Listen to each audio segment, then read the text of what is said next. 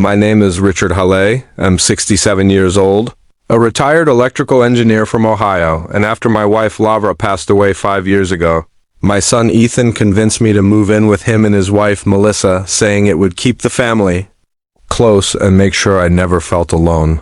But what I didn't know back then was that the real loneliness would come not from living by myself, but from living in a house where someone quietly made me feel like I didn't belong. In the beginning, everything felt fine, almost comforting, because I believed Ethan and Melissa truly welcomed me.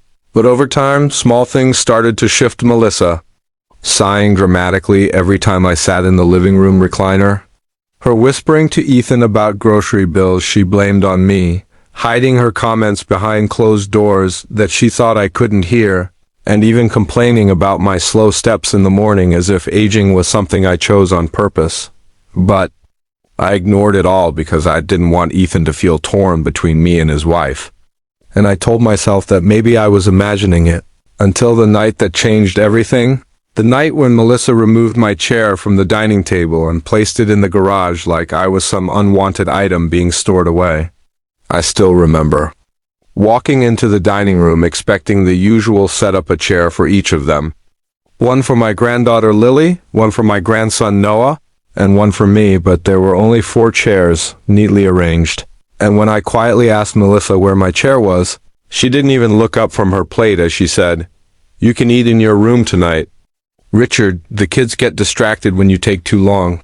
And those words cut deeper than anything she had ever said before, because it wasn't about a chair, it was about erasing my place in the family. I didn't say a word, I simply walked back to my room feeling like a stranger in the home I was told would be mine.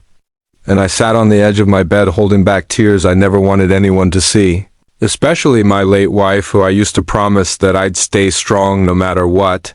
And after that moment, I made one quiet phone call to my attorney, Mark Donovan, a man I've known for nearly 30 years, telling him I was finally ready to sign the property and will update documents we had discussed long ago. Documents meant to protect me if I ever felt unwanted or unsafe.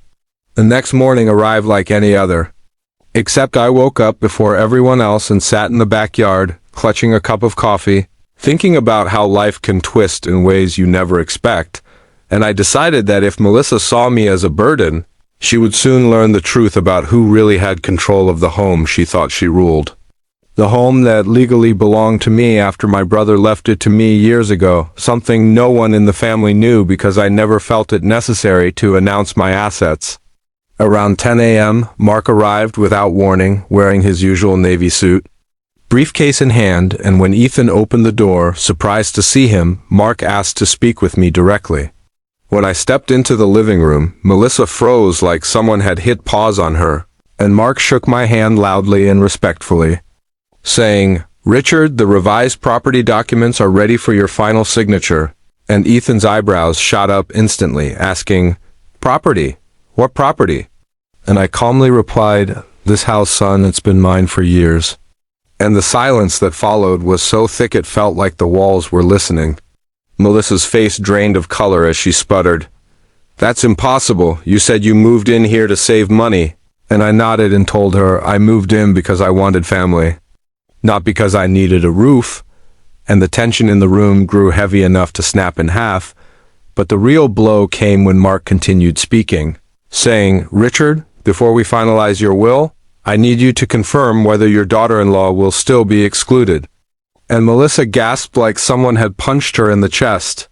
Ethan looked back and forth between the two of us, confused and hurt, asking, "Dad, why would she be excluded?"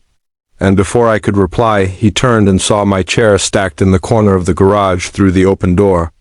And the realization hit him instantly. He wasn't stupid. He connected the dots faster than I expected, and when he turned to Melissa, his voice shook as he asked, "What did you do?" Melissa tried to defend herself, claiming I preferred to eat alone.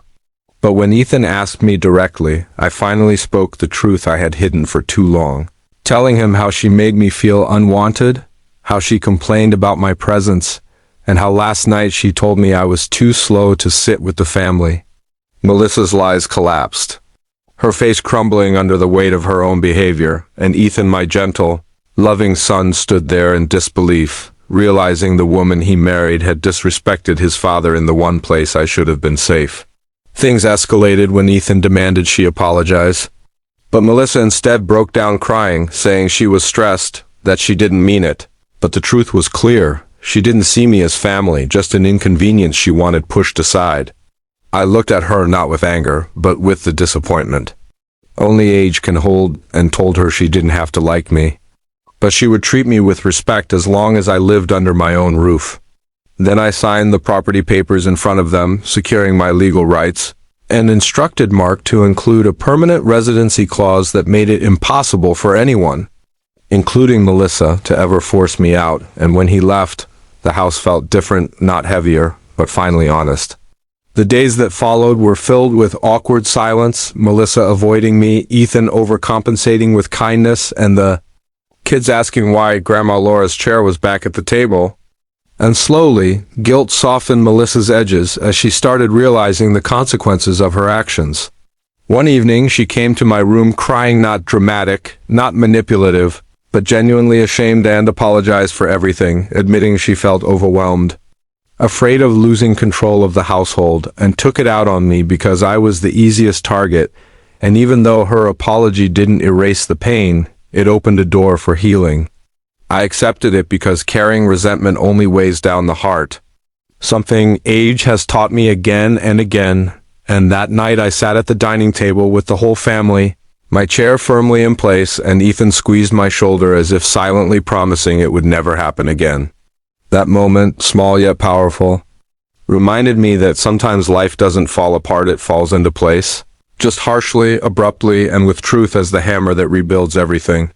Melissa hadn't expected my lawyer to walk in, hadn't expected the house to be mine, hadn't expected her actions to come to light, but through all of it, I learned something too. Respect doesn't come from blood, marriage, or age. It comes from standing up for yourself when the world tries to shrink you. And at 67, I wasn't done standing yet.